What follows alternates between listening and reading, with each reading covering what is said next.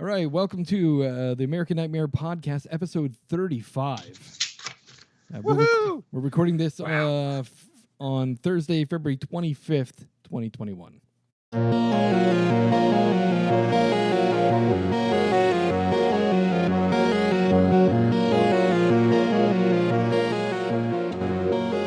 right, so first of all, I'm going to take a moment. We were having a discussion about the downloads recently, and I want to welcome any new listeners out there listening to us. I hope you're enjoying our podcasts, and we're going to make plenty more. We're doing this as a hobby, so it's not really professional, but I hope you enjoy. Yeah, we don't believe in professional. We're very unprofessional. Mm-hmm. Mm-hmm. All right, so let's do a little bit of horror news. Get kicked off here. Out of nowhere yesterday, a trailer dropped for the new Zack Snyder horror movie Army of the Dead. What? Yes. Yes. I didn't see it. Zack Snyder, who made the remake of Dawn of the Dead just a few years ago, right? Dropping Netflix May 21st is Army of the Dead. Sweet. This follows the summary on the Netflix website says that this follows a zombie outbreak in Las Vegas. A group of mercenaries take the ultimate gamble, venturing into the quarantine zone to pull off the greatest heist ever attempted in Las Vegas. Oh, a heist movie So too, it's huh? a heist horror movie with zombies. And let me just say, the trailer looked amazing. Not only that, the number of zombies in that trailer, holy shit, bro. You son of a bitch, I'm in. Yeah, I mean, think about it. Las Vegas. That sounds awesome. Yeah. I don't know if you guys have heard about CBS All Access. It's switching over to a thing called Paramount Plus. And in that process, a bunch of shows are getting dropped. And unfortunately, one of them is Jordan Peele's Twilight Zone reboot. CBS All Access has canceled and scrapped their plans for season 2 as it moves over to I didn't see any of the first Paramount season. Plus. You know, I didn't either.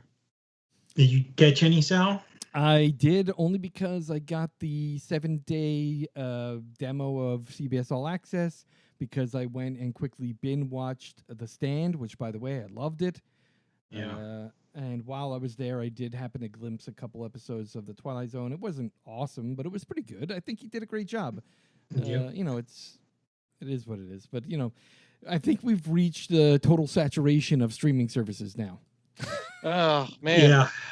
Well, I just downloaded Epix this week, which was something before it was Epix. I forget what it was called, but it was the only place you could watch Saint Maud, and I really wanted to watch that movie. So you get it free for a week. So I watched the movie, and then I canceled my subscription to Epix because I didn't really want it other than to watch that movie. Yeah, I'll say this is that I'm upset because of the fact that, you know, I worked so hard to cut the cord, get rid of the cable company, so I couldn't pay $300 a month for my cable, and here I am again, almost paying $200+ a month for all the damn streaming service. Yeah. Yep. Well. And even those have like tons of content on them I'll probably never watch. Exactly. I think with that in mind, they're an overpriced service. All the streaming services are overpriced, except for Hulu. Yeah. $5.99 a month. They should all be $5.99 a month. There shouldn't be a single one over $5.99. How much is it if you bundle in Disney and ESPN? That's more money though, right? Yeah, I think it's $8.99. I think, right? Yeah, you can get all three for $8.99 a month. Yeah. Really? Yeah. For now, they'll probably start bumping that up too. Yeah. All right. Quiet Place Part 2 is going to head to Paramount Plus 45 days after opening in theaters. Now, we know that that's been pushed back a bunch of times, but now Paramount Plus becoming the new CBS/Paramount streaming service. Everything's merging into one, and they're going to do something very similar to what a lot of other streaming services are do. The only one that's really impressed me is HBO with the fact that they're doing simultaneous releases, and I like that idea. Disney so far has done pay $30 extra. I don't like that idea. I don't like it. I like HBO Max. HBO, they changed their standard format now, though. They used to show a premiere movie Saturday night. They don't do it anymore. Really? Yep. No, there's been one the last couple Friday nights. Yeah, Friday. The Saturday night ones they used to do. Yeah. Well, they're doing Fridays now because are they premiering on Friday? You're saying, yeah, Chris? Yeah. The last two they premiered on Friday. What was the one I just watched with Jared Leto and what's his name? Oh yeah, that was not on HBO Max. Yeah. Not on the HBO Max. The standard HBO. Oh, well, that's probably why they have a cable. It's Yeah. probably why they did away with the standard one, because they're doing this. Yep. They're releasing them now on Friday nights. Yeah, that was a decent one. The one with Jared Leto and Yeah, I thought it was and pretty good. Denzel Washington. It was a good kind of thriller. Yeah. Also, as part of Paramount Plus is in the news this week because they had a big press conference earlier this week. So Paramount Plus has also announced that they're releasing a Pet Sematary movie, brand new to the service, that is an origin story of the Pet Sematary. Oh, that might be redeeming. Yeah, there's no further details on it, and I'm not sure whether or not Stephen King is going to be involved, but I do know that the writer for the second Pet Sematary movie is taking care of this one. Yeah, I like the second one. It was different, but it was Not like bad. kind of campy. Yeah. Stephen King, The Jaunt is being adapted to TV. The Jaunt was a short story that premiered in the Twilight Zone magazine back in the day, and then appeared in his compilation book, Skeleton Crew. The story takes place in a future where humans have developed a form of instantaneous teleportation called the Jaunt. A man and his family are transferring to a new position on Mars. They prepare to be jaunted, and the dad tells a story to the kids about the discovery of the history of teleportation. And when he finishes his story, the family ingests sleeping gas and then jaunt to Mars, and all terror ensues. Interesting. Nice. Yeah, I'm unfamiliar with that story, but it sounds like a good premise. At the moment, it has not been announced as to what streaming service this will be on or what television service it will be on, but it is being adapted into a screenplay. So we'll see what happens as it moves forward. Disney Plus, now that Disney, Marvel, and everything are part of a streaming service with television, especially Marvel, they have a lot of conversations and those media events for television. Kevin Feige had to appear earlier this week at a media event for television streaming services, where he announced that the MCU reboot of Blade, starring Mahershala Ali, is going to be PG-13. Aww. It's unfortunate, but he did say we are Disney. Disney is PG-13, with the exception of Deadpool, because Deadpool was already established as rated R and will remain rated R. Oh, it's all right, I guess. Yeah, I mean, Blade doesn't necessarily have to be No. rated R, but... Well, it's get vampires. blood. You know what I mean? You get lots of blood. Well, with vampires, you don't have to show blood. It could be you just stab them and they turn into dust like they do in a lot of movies. True. Todd McFarlane has been constantly talking about the Spawn movie that is never going to come out, apparently, but he could not find a director and is therefore directing it himself. Recent news says that he has plans and teases a Spawn cinematic universe. On an interview with Variety Magazine, with Bleeding Cool News, he reveals that he's thinking about creating a Spawn cinematic universe. What I want is him to just get the fucking first movie done. I've been dying for a reboot. I know that it's going to be starring what the heck's his name? Damn it! Now I get a brain fart. He couldn't find a director, huh?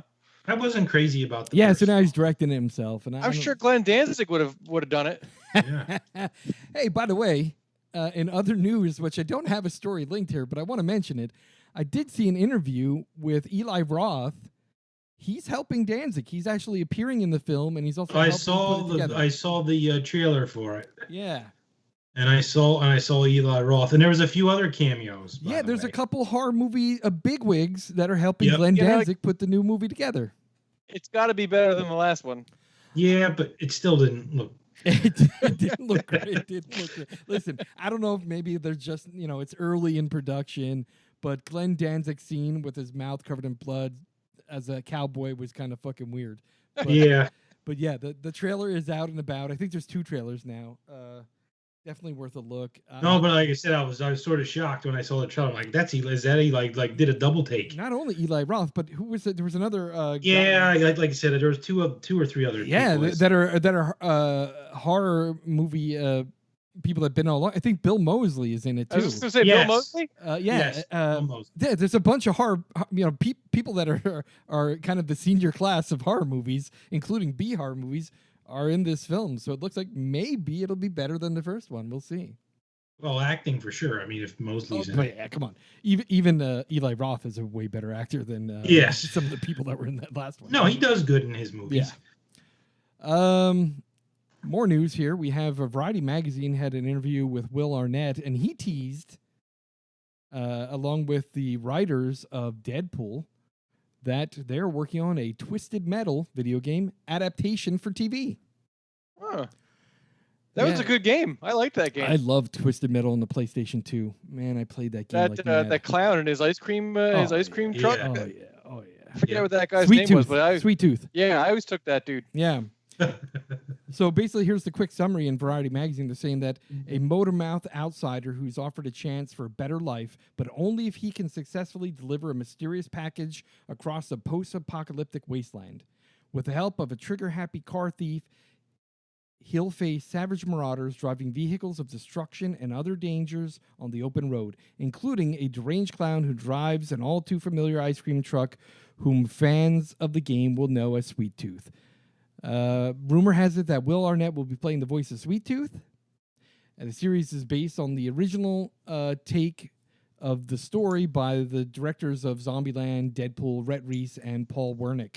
Oh, nice. They are writing the screenplay for this. Michael Jonathan Smith, who recently worked on Cobra Kai writers, is also going to be part of writing this. They're going to exclusively write and produce the series, along with Mark Foreman, Peter Parcipio of Artists First.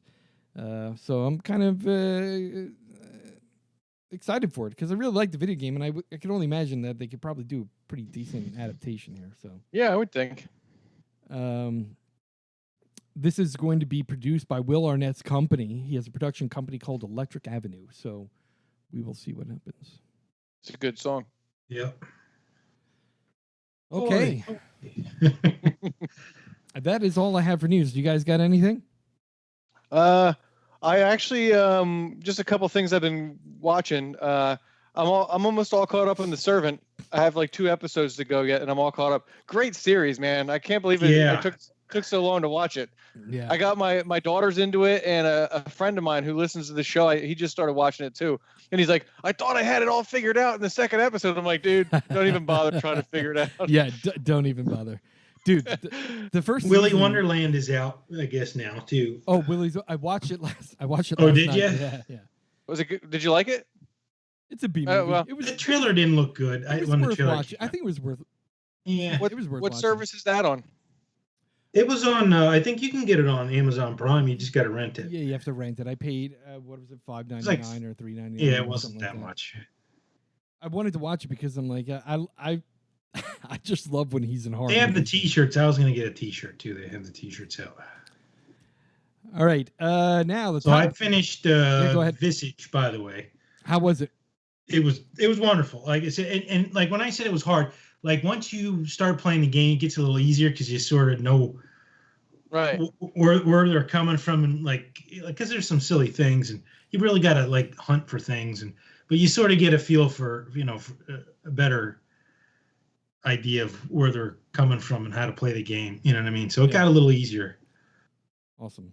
But I highly recommend it, and I downloaded Little Nightmares 2. I haven't started that yet, but the first one was really good, Little Nightmares, but it was a short game, and they said this one's a lot longer. So Cool. I don't know if you guys ever played Little Nightmares.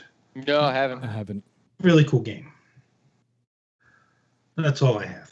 The other thing I'm still watching is 30 Coins, which is also a great. Yeah, I started watching that. I got hooked.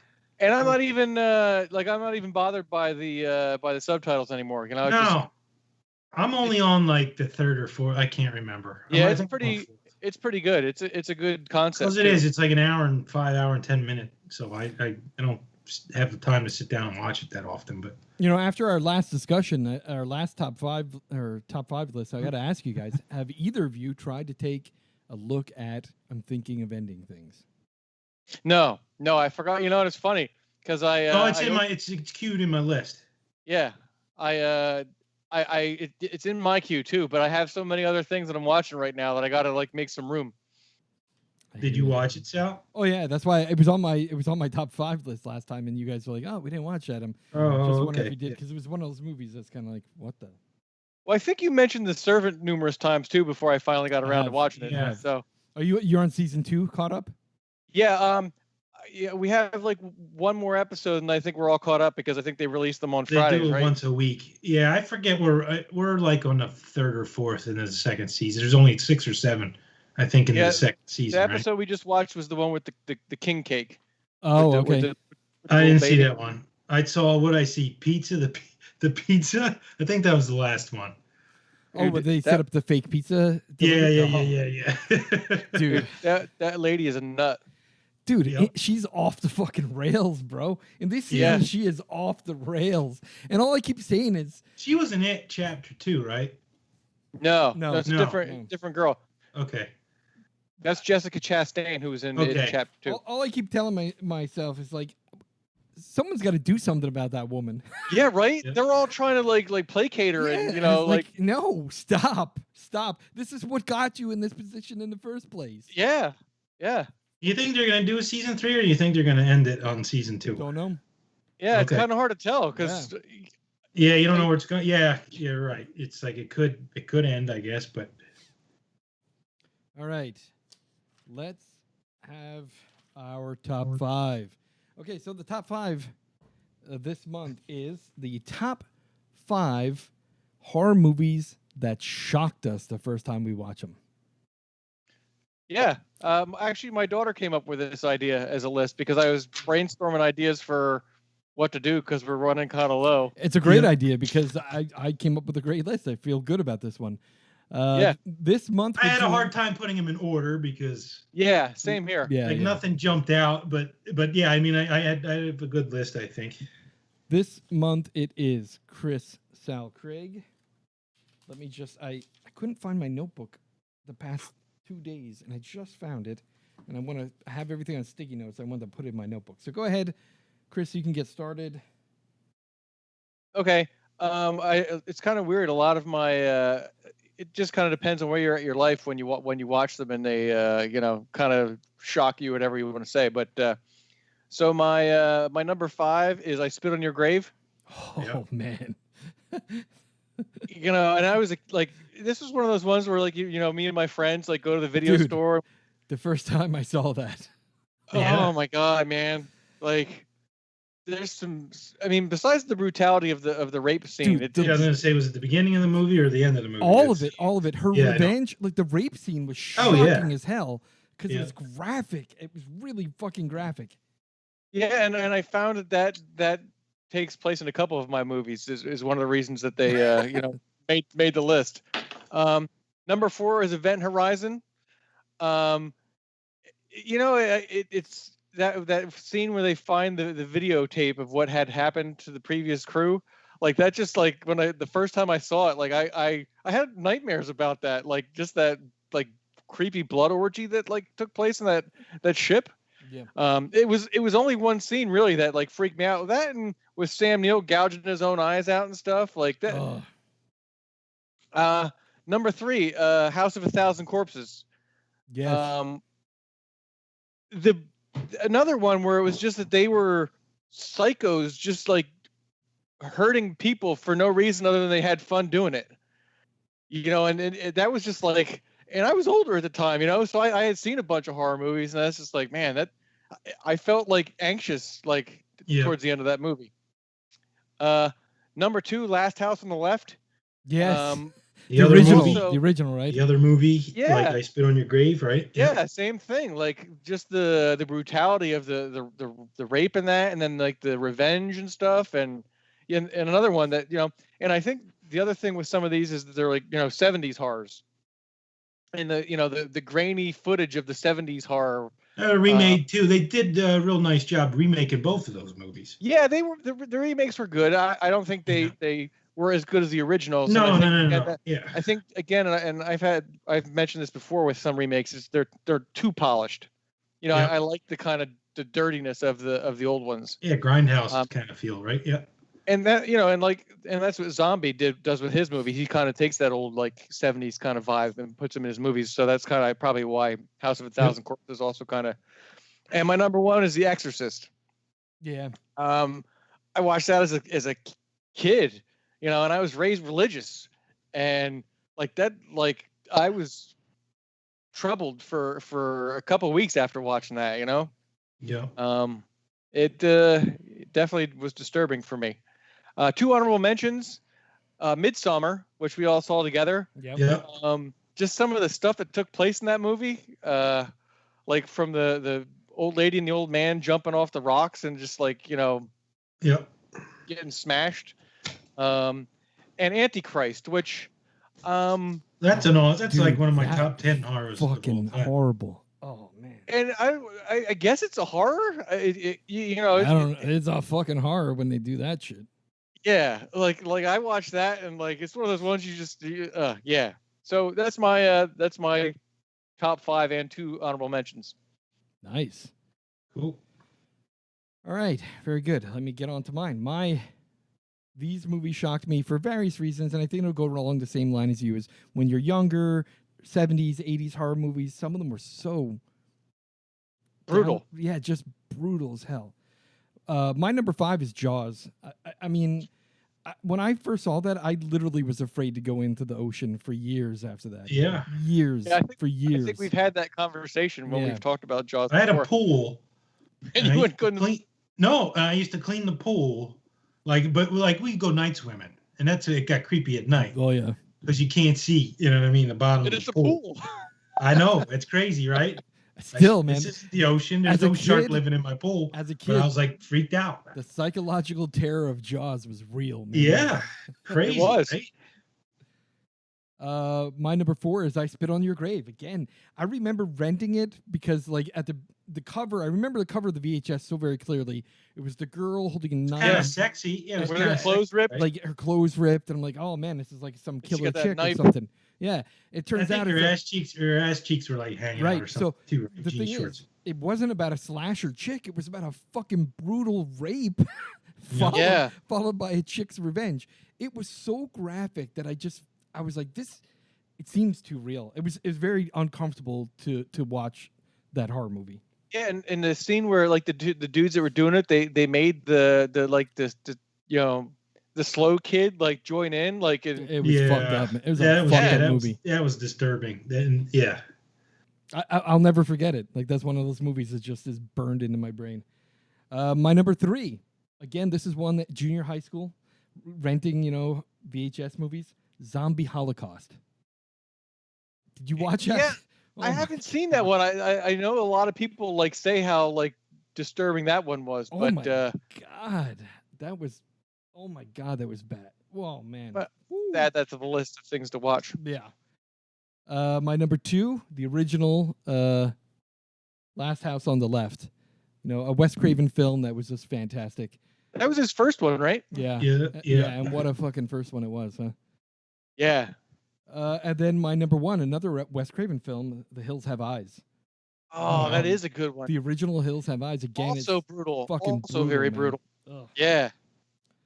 I've got a handful of honorable mentions because I really spent a lot of time, even earlier today, trying to juggle these around. Reminisce. Yeah, and it's so hard to kind of put all these in there, but most of these are kind of newer ones. My first honorable mention is Hereditary.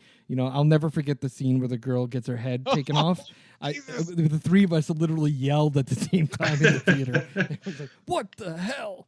Yeah, but then after that, you're like, what did I just see? And you just sat there like digesting it for the next 10 minutes while you're trying to follow the and movie watching the stuff. kid just park his car for a minute and like stare into nothing. And then go to bed. Yeah, And then he went to then he bed. went to bed. Oh man, And then you hear the mom scream in the morning when she goes out of the car. blood curdling scream. Yeah. Yeah. Another honorable mention is as we talked about before, Green Inferno, directed by Eli Roth. Eli Roth. Fantastic, Yeah.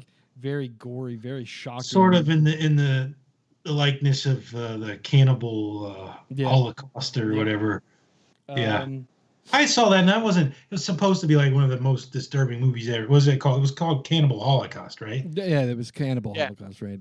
I said zombie Holocaust. Oh, you said zombie. Okay, so I you meant meant can. Okay, yeah, I meant yeah, Cannibal. gotcha. I don't know why I had it written down like that, but that was one that the Cannibal Holocaust was one that was they were trying to tell you that it was real. I don't know if you remember Yes, that. Like, Yeah, because I all do my remember friends that. were like, "This Remember is the trailer? real. This is real." dude. They- I know you start watching. It's like some guy in a safari suit, like, and they got the monkey in a cage, right? yeah, and then when Yeah, they cut the dude's dick off.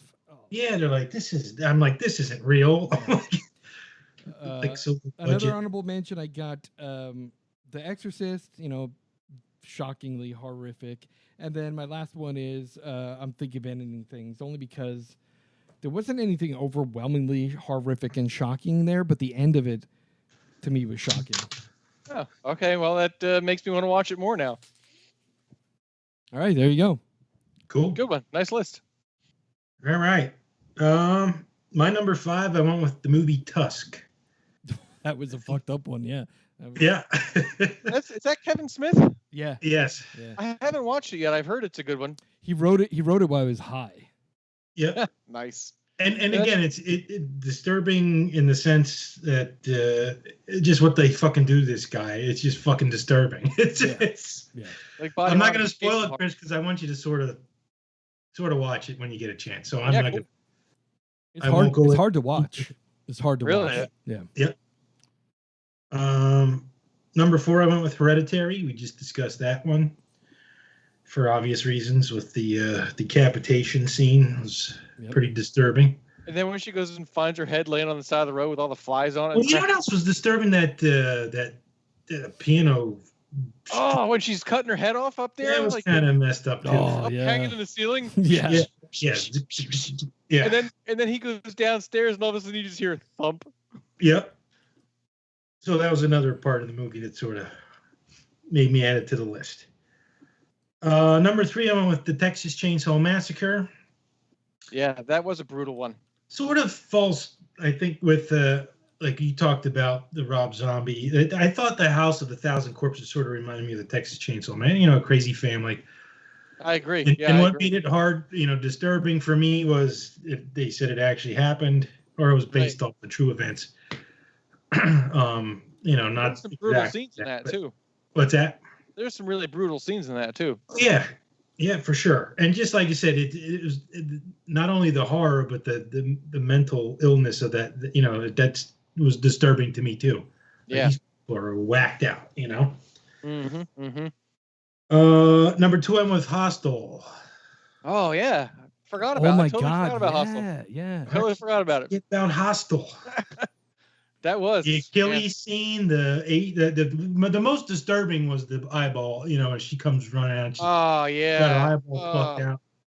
Oh, Yep, that made my eyes hurt. yep.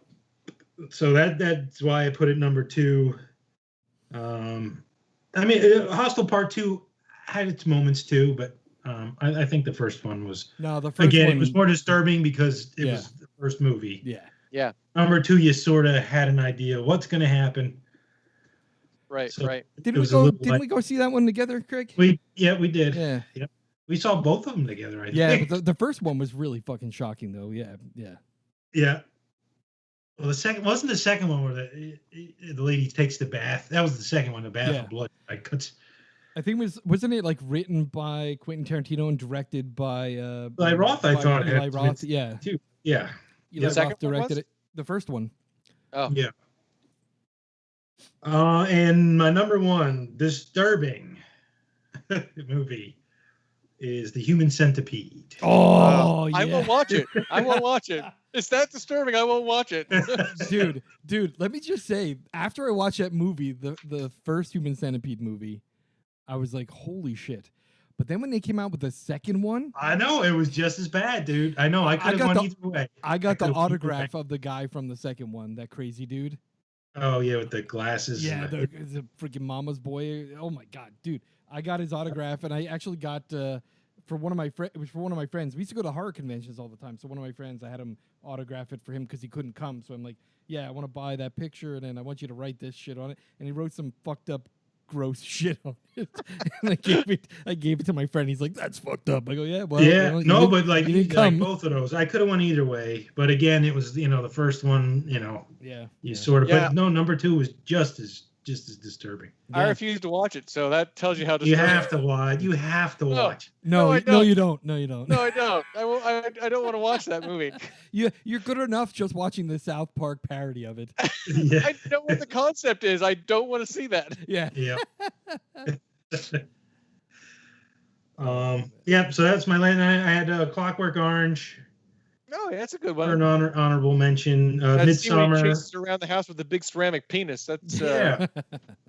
Well, back then it was sort of, it was mental Yeah, illness. yeah. It's just like, dude, no empathy or sympathy for a anybody. violence. Yeah. Yeah, and I Spit on Your Grave was another one I had in honorable mentions. Nice. So that's we my list. all had some similarities. Yeah. Very good. Again, one of those common threads in this podcast is that we all kind of think the same. Yep. In one way or another. Yep. Real quick though, since you both had Hereditary on your list, definitely check out Saint Maud. It's definitely got like a Hereditary kind of. It's an A24 movie. And Yeah. it's got a good real slow burn, and then like the last half hour, you're just like, what? It's actually on one of the. It's like number 1, like best horror of 2020. I think It's good. It's Really? good. Again, it's a real slow burn, kind of like other A24 movies, but the last half hour, just oh man. Okay. Nice. All right. It's got some religious. It's like about religion, sort of, kind of. Yeah. Yes. Okay. And again, you can get Epics for free for a week. Yeah. And that's what I did. I just watched that, got it for free for a week, and then canceled it. So Nice. I have to check it out. All right, gentlemen. This month's movie review. Crawl. It's a 2019 film by Sam Raimi and his brother and someone else. So 3 people put this film together. Yep. We watched it. It is now available at the time of recording this episode. It is available on Prime Video. Prime Video. It's part of your Prime free. package. Yep. Yep. So we can't really do like a whole lot of. Well, I mean, because it's. Well, let's start off with a spoiler-free brief summary of the film. I gotta say, I was pleasantly surprised by the movie. I'm not typically. I usually just shy away from animal horrors. I do too, and that's why I picked it, because I was like, I haven't watched any of these in a long time. Mm-hmm. But it's in the same lines as a Piranha movie. You know what I mean? Yeah. Because we talk about Piranha and how we like it, and yeah, that's what I said. I typically it's not my typical. I don't watch creature horrors. Like, I just don't get scared or. right. So real quickly, we'll just say, it was released in 2019. It's really kind of a disaster horror film, I guess you could call it. Yeah, I would say. Well, Yeah. yeah, because that plays a big part of it. The hurricane. It was directed by Alexander Aja and written by Michael and Sean Rassaman. It was released by Sam Raimi Productions, which is the production company between him and his brother and someone else there. And just a quick synopsis of what the website says about the release website says. When a massive hurricane hits a Florida town, young Haley ignores the evacuation orders in search for her missing father, Dave. After finding him gravely injured in their family home, the two then become trapped by rapidly encroaching floodwaters. With the storm strengthening, Haley and Dave discover that an even greater threat than the rising water level, a relentless attack from a pack of gigantic alligators. Yeah, they were pretty big. No shit.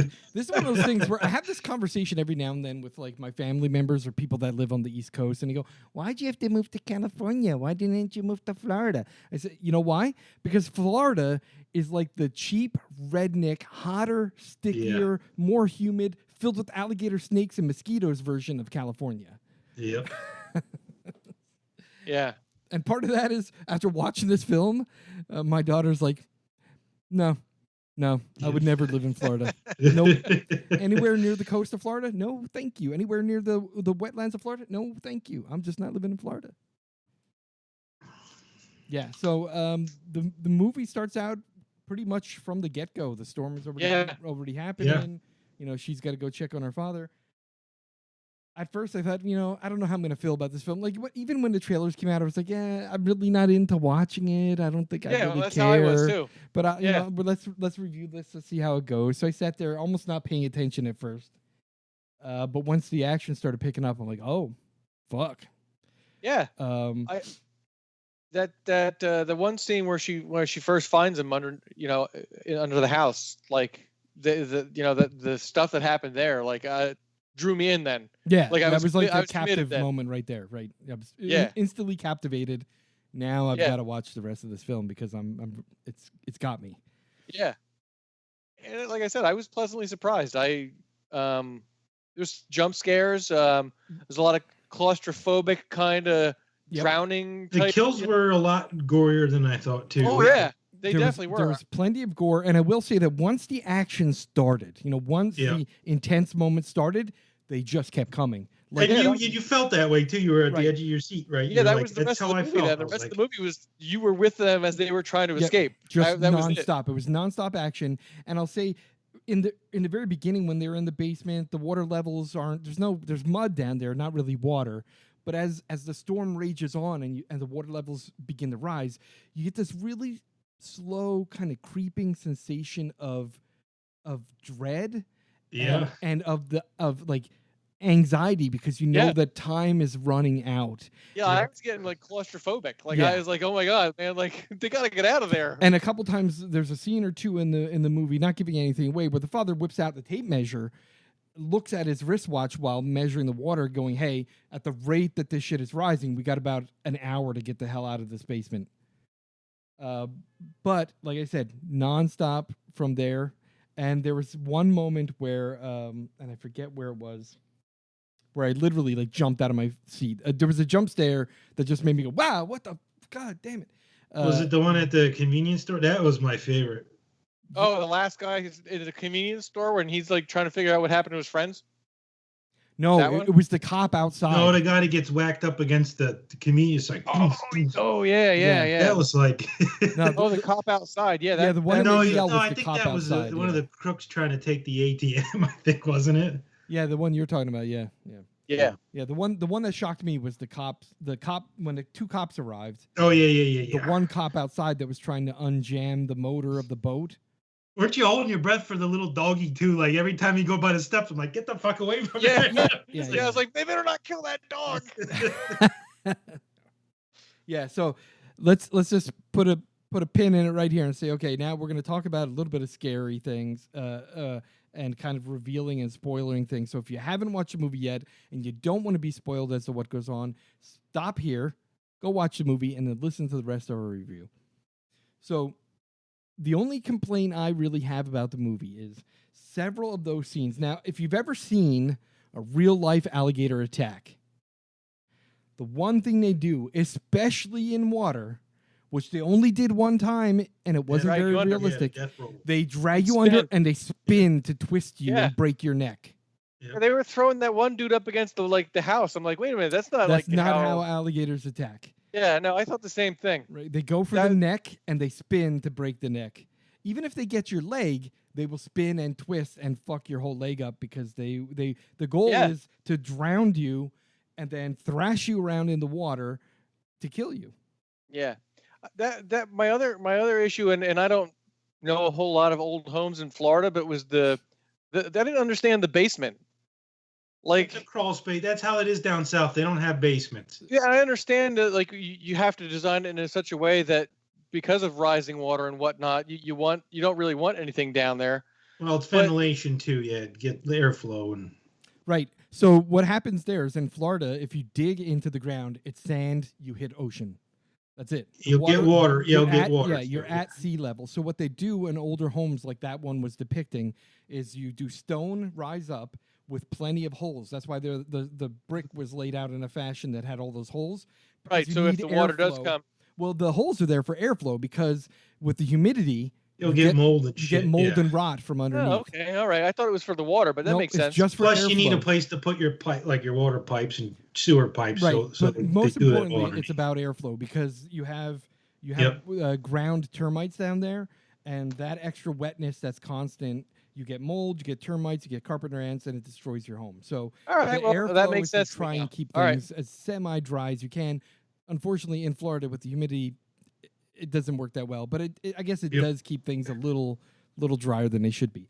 The thing that didn't make sense to me is the drain pipe that led into the pond. Oh yeah, it was gigantic. Yeah, like who would have that under their fucking house? That Yeah. seems like asking for a fucking alligator nest. Yep. Yeah, and which it ended up being. Yeah, exactly. Or it did have a grate on it, but the grate was broken. Maybe Right, because the right. house was. It Remember? still seemed very big. Yeah, it was way too big. Like that part confused me. So Yeah. my only real complaints was that part confused me because it didn't make sense. Like I understand the elevated ground and the crawl space. You don't have basements. Even the footers, they only go in so far because it's all sand down there. There's nothing else down there. And then the alligators, because the multiple times now. At first, I thought, wow, this is a pretty good movie because the dad had bite marks in his shoulder, looked kind of real. And then he said he broke his leg. Yeah, he had broken leg and a bite there. So that to me, when it rolled. We already know that an alligator's, I guess most people may not know it, but it's something that I remember learning maybe in science class, that an alligator's muscles in their jaw are so strong for biting down, but not for opening. That's why you can put just a rope around their mouth and they can't even open their mouth. But the bite force is 700 pounds. Right. So if you get and that's the thing. Her shoulder was in the alligator's mouth at one point. Her arm, her leg, his arm, his leg. Only one time did his arm actually got bit off near the end. To me, at 700 pounds of pressure, that fucker is crushing bone. Yeah. You're not swimming after you get bit by an alligator. You're not kicking your legs. She was walking around. She was kicking her legs. I know. Swimming. Yeah, I thought, thinking, dude, she is limping around and that piece of meat is just hanging there is what should be happening. But obviously, that's more special effects costs, CGI to make the The thing is, okay, so I suspend disbelief for that. The rest of the movie was great. The anxiety levels were great. The suspense was great. The overall feeling of anxiety as the water rises, and when she finally gets into the house and her father's drowning literally under the floor right below her. Breaking the boards up with the and like the water is up against the boards as she's ripping them up. Water's coming up, and she rescues her father just moments after he is finally drowned. It was it's not over there. No, it's not over there. It wasn't even nearly over there. It was a great movie. It was good. It was exciting. I think it was exciting. It was scored good too. I thought the music went along really well. The music set the mood perfectly. The writing was great. The interactions between the daughter and the father, there were some discussions there that kind of anchored you to the characters. The character development was really good. Yeah, and there wasn't that many main characters, so it was kind of they only focused on 2-3 tops with one or two side characters that you didn't really care about, but you didn't really need to because Yeah, and in the beginning, they kind of anchor the idea that she's an athletic swimmer. She's an Olympics-style swimmer. Apex predator, yeah. Just the relationship between her and her father was something that they developed really well. And I think... I see that dude in a bunch of stuff. I can't remember what I've seen him in. He looked familiar to me. Yeah. Yeah. Yeah, I really liked it a lot. I was happy that I watched it because I otherwise... probably would have never watched that movie just because, again, I'm not usually drawn to that kind of movie. Same thing here. Like I said, when I looked at the trailer the first time, I said, it looks like it might be good. But then I was like, probably not. Yeah, so that gentleman's name is Barry Pepper. And he was in True Grit, Saving Private Ryan, The Green Mile. Oh, okay. Oh, that's right. He was the asshole cop. Yeah, that was it. Yep. Yeah. He was the asshole. Yep. He was in Maze. He was in Maze Runner, Bitter Harvest, Monster Trucks, Kill the Messenger, Snitch, True Grit, Casino Jack. He played some voices in Call of Duty: Modern Warfare. He was in Flags of Our Fathers. Looks like he was in a lot of military stuff. I knew he looked familiar, though. I knew I'd seen him in a bunch of stuff. No, he's been acting for a long time. Enemy of the State back in 1998. He was Private Jackson. Yeah, anyway, so I enjoyed the movie, and I'm glad I watched it because, like you said, otherwise I don't think that I would have. I don't I don't think I was. It didn't pull my interest. The trailer didn't pull my interest enough. Any reviews that I read didn't make me go, "Oh yeah, I better see that."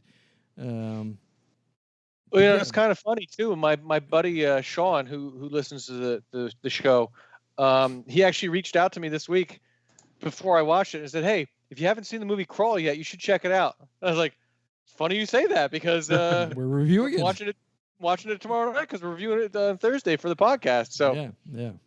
So that helped that I got his endorsement right before I watched it too, because I was like, "Oh, sweet! Like I'll be able to, at least I know that one person that I know saw it and liked it." Yeah. So I'm gonna say, from my personal point of view, that I would give this a 4.5. I thought it was a pretty good movie. Okay, all right. I was gonna go 3.5. Yeah, that's fine. I was gonna do 4, so let's go with 4 then. Yeah, go with a 4. The average it out to 4. Yeah, sounds good to me. So we're gonna give this the American Nightmare podcast 4 stars out of 5. And if you want to see something exciting, exhilarating, and full of anxiety, check out Crawl. Yeah, fantastic. I forgot what I was gonna say. So never mind. Damn it, I lost that thought. Just a quick note, something to discuss real quick. I don't know if you guys have been watching WandaVision at all. Yes. This is kind of a little bit into the MCU's version of horror that's beginning to happen, because we're looking at. Is it a horror? It's a horror. Well, it's not really a horror, but it's going to tie into the Multiverse of Madness. In the X-Men or something, right? Yeah. The Multiverse of Madness, which is the new Sam Raimi directed MCU movie, which now I've also seen announced that what's his name from Oingo Boingo? Danny Elfman. Danny Elfman, yes. Danny Elfman is doing the score for Multiverse of Madness. Nightmare Before Christmas. Yep. So we know he does all the good movies. Sam I think Raimi Sam Raimi's doing Multiverse of Madness, which is quote unquote the first MCU horror movie. But this WandaVision, as it ends, will bleed into the new Spider-Man movie, which we found out is now called No Way Home, and the Multiverse of Madness next year after that. So WandaVision ends next Friday. Oh, it's the final. It's been good. It's been good. Fucking fantastic. Actually, started off slow. It did. I the first 2 episodes, I was like, well, really? Is this all this is going to be? But then I'm like, oh, okay. And it gets really, really good. And the last episode was jaw-dropping. Yeah. Is it horror? It's horror? Or, yeah. Not really yet. It's got a sci-fi feel to it, though. Okay. We still don't know what's happening. What we do know is that the story that they used for this is made up of 4 different comic book stories. The Wanda and Vision series from the late 80s, the House of M storyline from the early 2000s, and they're also putting in some other crap in there. But basically, Wanda, the Scarlet Witch, and we don't know who the villain is yet. It could be Mephisto, the devil, or it could be Nightmare, who is another whole shebang. Who knows? But either one, it's going to turn into a horror at the end and move into Multiverse of Madness, which is technically a horror. So we'll see how it goes. But if you haven't watched it yet, if you don't have Disney Plus or you're not into Marvel stuff, I think this was a great show so far. Yeah, and I think I like the fact that I know the first 2 were kind of like slow, but I like how they like each decade of television they actually use a set from something you're familiar with. Yep. Yeah. You know, like that's great. Like the Brady Bunch for the 70s, the Family Ties one, and for the 80s. Yeah. Malcolm in the Middle for the 90s. For the 90s, like, Modern Family. And they do theme music, which is great because you don't see theme music anymore. Yeah. And then the weird ass commercials in the middle, like, are kind of weird. Like, I'm assuming they're sending a message. Yes. The way I see it is those commercials, and no one's really revealed it, but I see the commercials as like each one of her traumas. Oh, yeah. I didn't think about that. Like the first one was the Stark toaster oven beeping and blinking. And remember the story she told that her and her brother Stark missile came into their home and it beeped and it didn't go off until the end when it killed their parents. And then the next one was the what was it, the the Strucker watch, which was Sergeant Strucker, who's the one that turned her into the thing she is now. Her and her brother. Oh, I didn't know that. Yeah, he's the guy from Age of Ultron that performed the. That's right. Okay, yeah, I remember that now. Yeah, from what was it? Hydra. He's the Hydra guy. Oh, Hydra. Yeah, and then the third one. What was the third commercial? That was the soap, which I don't know if you ever watch Agents of Shield. No, I haven't. There was a whole episode about how Hydra was poisoning soap at the stores. And then it made some of the agents of Shields to make their own soap because they're afraid of being poisoned by Hydra. So that's the Hydra soap. Ah, okay. Yeah, there's a couple of things that kind of tie into it. But if you haven't watched it, it's something worth watching because it's going to lead into the horror genre of Marvel movies, which we're going to wind up having. Multiverse of Madness. We're going to wind up having Blade. We're getting into some weird stuff now. We're going to have witches, demons, and vampires in the Marvel Universe now. Sweet. All right, so let me quickly wrap this up and just say to everyone, thank you for listening to the American Nightmare podcast.